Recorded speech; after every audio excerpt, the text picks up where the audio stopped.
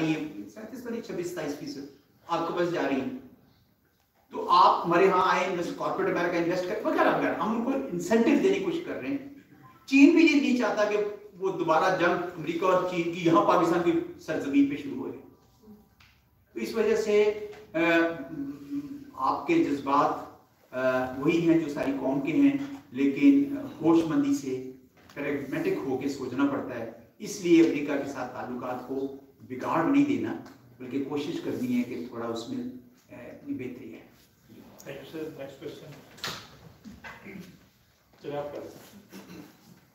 جی السلام علیکم سر. This is Shabir Falosh, the President of Youth Parliament Balochistan.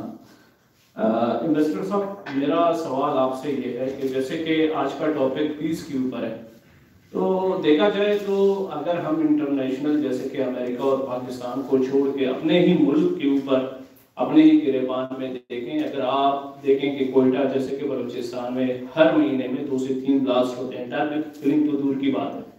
تو اور دوسری بات ان بم بلاسٹ کی وجہ سے جیسے کہ سندھ، پنجاب اور بلوچستان کی جو ایک بڑی ایک دوستی ہے، جیسے کہ اگر آپ یہاں آج میں دعوت دے دوں کہ آپ میں سے جو بھی بلوچستان آئے تو کوئی نہیں آئے گا، کیونکہ ڈر اس بات کی ہے کہ people of Balochistan hating you people, اور اسپیشلی کہ کوئی بلاسٹ ہوتی ہے یا یہ ہوتی ہے. تو میرا سوال یہ ہے کہ سر بلوچستان میں جو یہ ٹیررزم ہے، بلوچستان میں جو یہ سندھ اور پنجاب اور کے پی کے اس طرح کی جو محبت اور بھائی چارگی کو کس طرح ختم کریں، اور ہم بلوچستانی، سندھی، پنجابی یہ سب مل کے ایک پاکستان کا نعرہ لگا کے اس امن و امان اور اس ٹیررزم جو بلاسٹ ہوتی ہے امن قوام پہ، اس کو کیسے ختم کیا جائے؟ اس کے دو پہلو ہیں. ایک تو داخلی پالیسیوں سے تعلق ہے کہ بلوچستان پہ توجہ دینی چاہیے، کام ہونا چاہیے. وہ ہمارا پرویو یا میرا پرویو نہیں ہے، اس کا تعلق جو ہے وہ ہمارے آپ لوگوں کا ہونا چاہیے، تاکہ ہم جو ہے بلوچستان کے عوام کو اگر محرومی کا احساس ہو یا وہاں پہ جو جاگیردارانہ نظام ہے اس کا عام بندے کو اگر کوئی نقصان ہو رہا ہے یا جس طرح بھی ہے، یا جو ڈائیلاگ کرنا ہے یا سارے صوبوں میں آپس میں محبت اور ہم آہنگی بنانی ہے یا چلانی ہے، وہ ایک سیٹ آف ڈسکشن ہے جو اس وقت میں نہیں کر سکتا کیونکہ میں کمپیٹنٹ نہیں، مجھے آتا نہیں. لیکن بلوچستان میں ٹیررزم کیوں چل رہا ہے، اس کی کچھ وجوہات ایسی ہیں جن کے اوپر میں اپنا تبصرہ کر سکتا ہوں. وہ یہ ہے کہ یہ بدقسمتی سے افغانستان میں کارزائی صاحب کے دور میں بھی، پھر اشرف غنی صاحب کے 7 سالوں میں بھی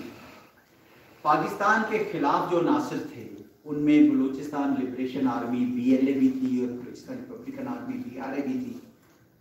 ان کو ہندوستان کے پیسے سے نوازا گیا،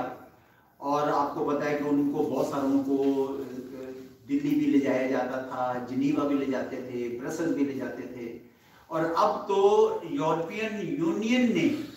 ان کی ایک NGO ہے ڈس انفو لیب، جس سے یہ پتا چلا کہ 114 ملکوں میں 150 فیک ویب سائٹس کے ذریعے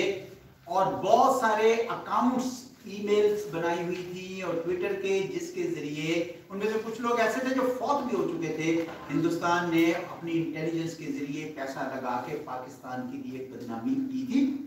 اور ایسے لوگ جو ان کے جس طرح برہمدار بگتی ہیں یا اس طرح کے جو لوگ ہیں بلوچ جو خلاف تھے، ان کو پناہ دی ہوئی تھی، ان کو وہاں نوازا ہوا تھا. ان کے ذریعے وہ بسوں پہ اشتہار لگاتے تھے فری بلوچستان، اور وہ اس جذبے کو ابھارتے تھے کہ جی بلوچستان میں بڑا احساس ہے،